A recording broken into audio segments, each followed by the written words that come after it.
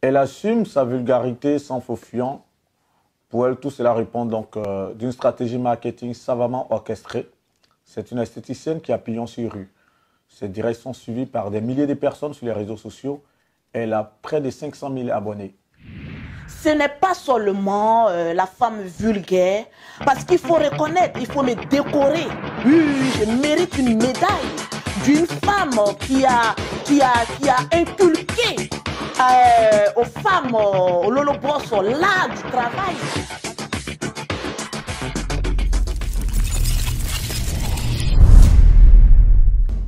Notre invité du jour est une personne qui ne laisse personne indifférent. Mais tout de même, elle a un récit de vie. Et c'est en cela que consistera l'interview de ce jour. Ce sera l'occasion pour nous de pouvoir échanger avec elle sur pas mal de sujets. Elle a accepté de se rendre illico sur Paris pour cette interview et on voudrait vraiment lui en être reconnaissant, d'autant plus qu'elle vient de passer pratiquement 2 à 3 semaines sur Abidjan. Bonjour Lolo Beauté. Bonjour Guillaume. Comment vas-tu? Je vais très bien. Tu étais à Abidjan récemment, c'était pourquoi déjà? Oui, j'étais à Abidjan pour des affaires et puis voir aussi la famille. C'était pour ça. Tu as donné le ton, ce sera pour tes affaires. Forcément, on va parler de tes affaires. Mais bien avant, lorsque je dis le 8 mars, qu'est-ce que ça te rappelle cette date? La journée des femmes. Ouais. Oui. La journée de la défense des droits des femmes. Des femmes, oui. Justement. Et est-ce que toi, c'est vrai que tout à l'heure, je l'ai dit en introduction, je parlais de la vulgarité que tu assumes, qu'on te reproche dans tes propos, dans tes directs sur Facebook. Exactement. Et tu t'es maintes fois exprimé sur ce sujet, disant que ça répond à une stratégie marketing. Mais au-delà de ça, est-ce que tu penses que tout de même, par rapport, si on parle des droits des femmes, est-ce que tu penses être l'émanation des valeurs que doit prôner une femme? Pourquoi pas? Parce que d'abord, allons-y sur la base de la vulgarité de Lolo Beauté. Alors, ce que les gens disent tantôt de la vulgarité de Lolo Beauté, c'est parce que je dis haut ce que les gens pensent bas. Alors, dans un premier temps, j'ai usé d'une stratégie marketing parce qu'aujourd'hui, tout le monde sur Internet veut se donner un genre d'une bonne éducation. Moi, je suis ceci, je suis cela. Et je dis non, il faut être soi.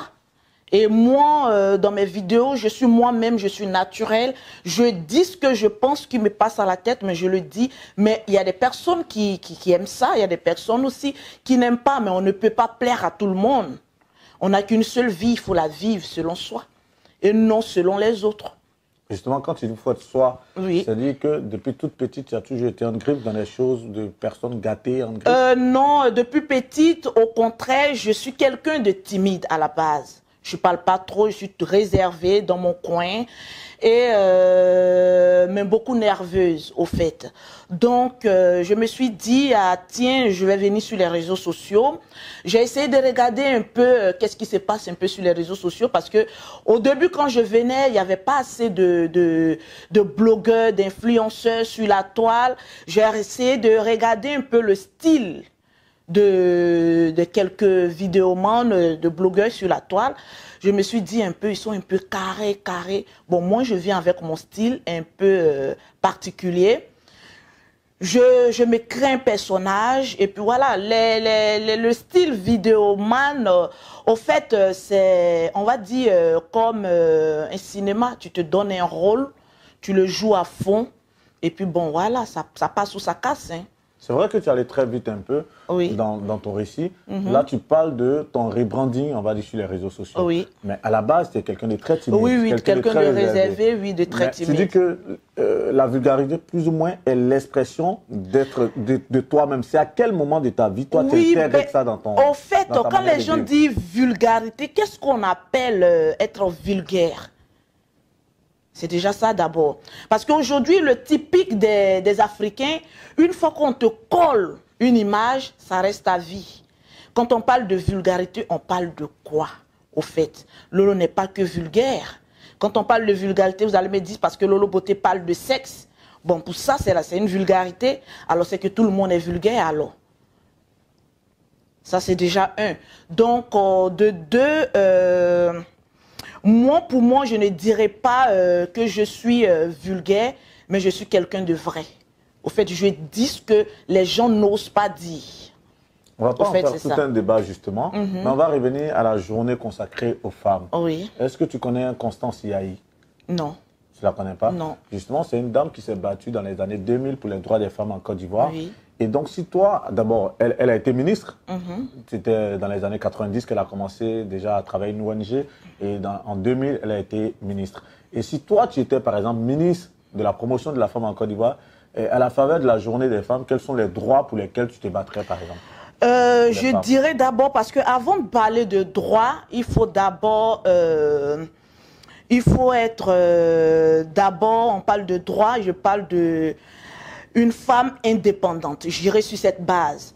Parce que si je devais parler aux femmes ce 8 mars, je leur dirais tout simplement qu'avant de parler de droit, il faut être d'abord une femme indépendante. Parce que c'est bien vrai, on réclame beaucoup de droits. Oui, la femme a droit à ça, on doit...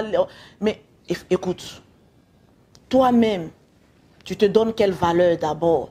Parce que la valeur qu'on réclame aux autres, il faut même toi-même essayer d'imposer cette valeur-là.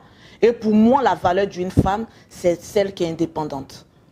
Donc pour toi, presque sur tous les plans. Justement, pour toi, tout réside dans l'indépendance de la femme. Exactement. Et quels sont justement les petits filons que tu pourrais donner aux femmes là pour qu'elles soient indépendantes sur tous les plans? Aujourd'hui, excusez-moi, je vais aller terre à terre parce que voilà, moi je ne suis pas trop pragmatique sur les mots. Voilà, je ne suis pas allé loin à l'école, mais je vais dire ce que je pense. Voilà, dans mes propres thèmes. Parce qu'aujourd'hui, les femmes aiment, oui, on parle de droits, la femme a beaucoup de droits, mais tu fous rien. Tu ne fous rien. Et je le dis et je reste constante. Une femme qui ne fait rien, qui ne veut pas se prendre en charge, alors ne nous parle pas de droit. Tu n'as aucun droit. Ton premier devoir, ton droit que tu dois avoir, c'est d'être indépendante, mais d'abord même financièrement.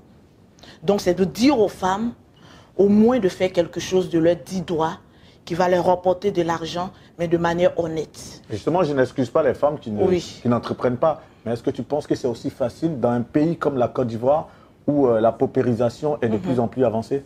C'est très facile. Dans Qui quel veut, sens? qui peut. Moi, par contre, en parlant de moi, j'ai commencé mon activité avec moins de 50 000 francs. Aujourd'hui, dans la tête des femmes, être indépendante, c'est qu'un homme, tu me files au moins 1 million. Mais avant d'arriver à 1 million, il y a 5 francs, il y a 10 francs. Il y a le minimum, on commence en bas de l'échelle avant d'être quelqu'un. Mais aujourd'hui, dans la mentalité des Africains, automatiquement, quand on parle de business, on parle de millions. Mais moi, je dis non. On peut aller de quelque chose d'insignifiant et puis devenir quelqu'un. Tu as commencé où avec tes 50 000? Et en investissant dans quoi? Dans le cosmétique. Parce que moi, à la base, j'ai un CAP en cosmétologie que j'ai fait en Afrique. Et là, je suis en train de reprendre encore les cours ici, en Europe. Voilà. J'ai fini ma formation d'esthétique. Et je me suis dit, bien, qu'est-ce qui essaye de taper l'œil? Où tu as fait ta formation, justement? Je l'ai fait au Congo. Après, je suis allée... J'avais 20 ans. 20 ans, 21 ans. C'était au moment où tu étais mariée à 19 ans, là? Oui, je me suis mariée à... Bon, le mariage légal, c'était à 23 ans. Donc, je suis rentrée dans le foyer à 17 ans. Justement, quand tu es rentrée dans le foyer à 17 ans, et donc 3 ans après, à 19 ans, tu vas au Congo pour faire une formation d'esthéticienne. Oui, oui, à 20 ans. Et ton mari n'a pas trouvé de... Ou bien, bon, au fait, il s'est opposé d'abord parce que c'est quelqu'un à la base qui voulait une femme au foyer. Tu es là, tu me fais des enfants parce qu'il faut dire, il y a 17 ans, il y avait 17 ans d'écart entre lui et moi. Voilà, donc c'est quelqu'un d'abord de mature. Et moi... il avait 34 ans quand toi tu avais 17 ans. Oui, oui, il y a 17 ans d'écart entre nous, 17 ans. Oui, oui, donc pour la formation, il n'était pas pour... J'ai usé un peu de rébellion pour aller faire ma formation et revenir. Quand je suis revenue en Côte d'Ivoire, il n'y avait pas de moyens, puisqu'il s'opposait à tout ce que je faisais. Lolo, c'est intéressant de savoir ça. Oui. Comment ça se passe dans ta tête du jour au lendemain, tu te lèves, tu vas au Congo? D'abord, j'avais des contacts. J'avais une copine, une amie d'enfance qui était au Congo, qui était couturière à la base. Voilà, qui m'a dit, écoute, au Congo, ici, l'esthétique, ça prend aussi beaucoup parce que les femmes au Congo aiment se rendre belles, aiment tout ce qui est chic, tout ce qui est glamour. J'ai dit, mais pourquoi pas? Donc, d'une pierre fait deux coups, aller voir ma copine et puis aussi, pourquoi pas, changer un peu d'air et puis suivre une formation. Du coup, tu restes combien de temps au Congo? Une année, presque une année, on va dire 11 mois, quelques jours. Oui, pour la formation. Mais tu n'as pas eu que des choses qui ont pu te retenir là-bas? Peut-être tu te dis, j'ai fait ma formation, pourquoi ne pas m'installer au Congo? Pourquoi est-ce qu'après tu reviens au pays? Je reviens parce que j'avais déjà en ce temps ma première fille. Donc je devais revenir, puis j'étais dans un foyer. Hein. Donc je suis allée pour quelque chose de précis. Je finis, je rentre. C'est vrai que là, ça change un peu le cours de notre entretien et c'est ça qui est intéressant. Lorsqu'on est dans un foyer où on se sent plus ou moins malmené, on quitte ce foyer plus ou moins, je le redis encore, pendant un an, même si on va voir une amie, on fait une formation, pourquoi est-ce que tu t'es pas trouvé un homme là-bas? Tu te dis, ok, là, je suis libéré, j'ai fait un an hors de ce monsieur qui me malmenait, mais tu reviens encore au point, tu fais 2 enfants. Alors, du coup, quand on parle de malmener, on se dit, quand on rentre dans un foyer, on se dit, au fil des années, il y a des choses qui vont s'arranger. Parce que d'abord, j'étais élève, je me dis, en allant faire la formation, quand je vais revenir, que je vais commencer à travailler, il y a des choses qui vont essayer de s'améliorer dans le foyer. On ne quitte pas un foyer à coup de tête. On essaie d'abord d'arranger les choses, essayer d'ajuster ce qui ne va pas, ce qui crée des mésententes dans le foyer. Et puis, au bout d'un temps, quand on sent qu'après mettre effort, rien ne bouge, alors là, en ce moment, on prend ses clics et ses claques. De nature, je suis beaucoup, comment on va dire ça, féconde. Voilà, beaucoup féconde. Et je ne suis pas du genre de mère à faire des avortements. Alors là, non. Donc, je me dis, tu es dans un foyer, le monsieur, il y a des rapports sexuels. Quand ça arrive, assume. Donc, j'ai assumé toutes mes grossesses, les 3 grossesses que j'ai eues dans le foyer. Et puis, voilà, je ne regrette pas aujourd'hui ces enfants-là. Pourquoi est-ce que tu es rentrée dans ce foyer? On va le dire, d'abord, c'était pas par amour, je le dis toujours. Voilà, si les gens peuvent trouver ça comme un peu trop direct, je préfère être direct et puis sincère. Je ne suis pas rentrée dans le foyer par amour, je suis rentrée parce que j'avais faim. Parce que là, on était avec une marâtre pas trop gentille, un peu trop méchante, je vais dire à mon goût. Et à l'âge de 17 ans, je n'avais pas connu d'homme, c'était mon premier homme et tout ça. Donc, c'était un peu trop de frustration, de maltraitance. Et puis, on ne peut pas aller au cours avec le ventre creux. Je me suis dit, c'était une chance parce qu'il y a d'autres filles qui avaient au moins 3 ou 4 gars. Au moins un professeur qui vient, qui dit, oh, Jean, je veux de toi, voilà, je vais te mettre dans mon foyer. C'est une belle occasion. Donc, je me suis saisie de cette occasion et puis je suis rentrée dans le foyer. Au moins, ça m'aurait évité la prostitution. Donc, quand tu pars au Congo, que tu reviens un an après, c'est parce que tu as tué au faim? Non, là je suis dans mon foyer, je dois maintenir mon foyer. Donc après la fin, tu tombes amoureuse? Il y a des sentiments qui naissent. On ne peut pas vivre avec une personne. Il y a des personnes qui tombent amoureuses et rentrent dans le foyer. Et il y a des personnes qui elles apprennent à aimer. Parce que tout n'est pas mauvais à une personne. Il y a des côtés mais qui sont quand même bons. On ne peut pas être mauvaise, mais à 100%, il y a des côtés bons de ce monsieur. Donc, je me dis, je vais au Congo faire une formation, je reviens. Et puis, si j'ai un bon boulot, pourquoi pas, il y a des choses qui vont essayer de s'améliorer. Ce n'est pas comme si j'étais dans le foyer avec une maltraitance extrême. Non, non, pas ça. Mais, au fait, il ne me laissait pas être indépendante. Au fait, c'était ça le souci. Et vu que j'étais jeune, les premières années, je ne comprenais pas. Mais après, quand tu fais un enfant, tu deviens mature. Tu commences à te poser la question. Mais tu vois ta voisine se lever le matin, aller au travail. Tu te dis, bah, attends, c'est cette vie que je mérite. Donc, tu fais tout pour aspirer à cette vie-là.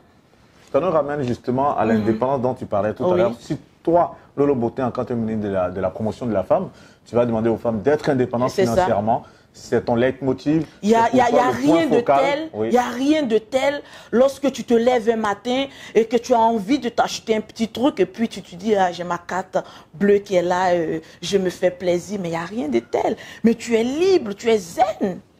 Tu te sens déjà bien dans la tête. Il y a des maladies même que tu t'évites. Et donc toi, pour sortir en tout cas, on va dire, de cette petite pression parce que tu avais faim d'un foyer, c'est à quel âge tu te lances dans ton business avec tes 50 000 francs CFA? À la même année, hein, on va dire, tu sais, j'ai des problèmes avec les années parce que j'ai tellement de chiffres dans la tête.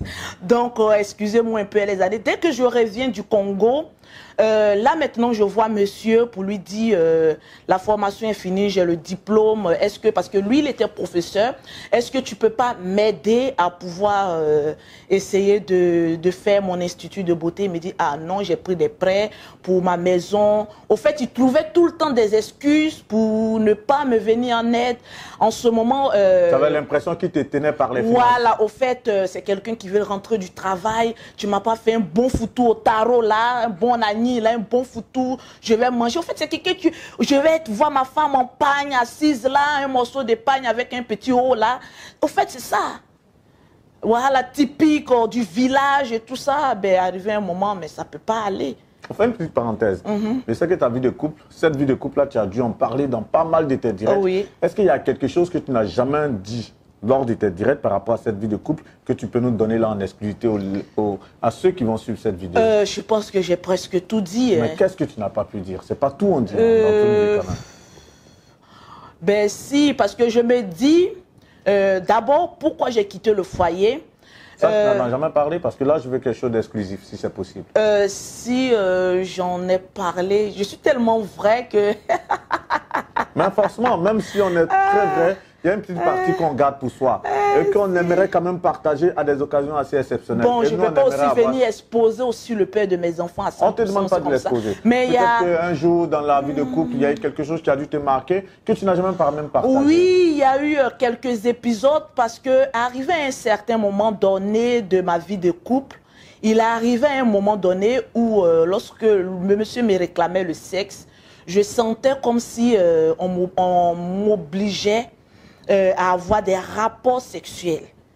Au fait, il n'y avait plus d'amour. Donc, juste après les rapports sexuels, je courais aller dans la douche, me laver et tout ça. C'est comme si j'avais fait quelque chose de sale et tout ça. Donc, je ne me sentais pas, mais mentalement, bien. Au fait. C'est difficile à vivre, ça? Oui, c'est difficile à vivre, surtout que, on va dire pendant un an, près de 2 ans, hein, près de 2 ans. Arrivé à un moment donné, et ça c'est l'exclusivité aussi, monsieur dormait en haut. Au début d'abord, tu vois, tu dors, ta tête en haut, la femme sa tête en bas. Ah oui, oui, oui. Dans la même chambre? Dans la même chambre, sur le même lit. Voilà, 2 positions, mais carrément opposées. Arrivé à un moment donné, je dis non, là je vais maintenant en bas. Je dors en bas, toi tu dors en haut. Parce que là, il ne voulait pas, non, pas faire chambre séparée et tout ça. Donc, j'ai dit, bon, carrément, je subis, moi, je dors en bas, tu dors en haut. Donc, on sentait qu'il y avait une dégradation, mais sentimentale dans le foyer. Vos enfants ont dû suivre? Oui, bon, j'ai évité parce que je suis une mère poule. Très mère poule, protectrice même. Donc, j'évitais de faire des histoires devant les enfants. Mais ils en ont souffert tout de même. Oh oui, surtout ma première fille qui me disait, mais maman, on part quand? Parce que là, il y a des... Oui, oui, parce que... Ah, mais elle voulait que tu quittes le foyer? Oui, oui, elle voulait qu'on parte. Oui, oui, elle voulait qu'on parte parce que, arrivé un moment, je me rébellais quand j'ai commencé mon activité. Je voyageais beaucoup pour aller dans les villes, essayer de vendre mes marchandises. Et là, il se plaignait. Mais je me dis, quelqu'un qui touche 300 000 francs peut quand même acheter, comment on appelle ça, les petites voiturettes de 2000. Donc, je m'étonne, pendant mes jours de voyage, qu'il m'appelle pour me dire... Mais ton fils a besoin de tels jouets qui coûtent moins de 5 000 francs. Pour ton propre enfant, mais je me dis que il y a des amours aussi paternels qui sont vraiment bizarres. Donc, quand mes enfants ont besoin de quelque chose, allez-y voir votre mère, allez-y voir votre mère.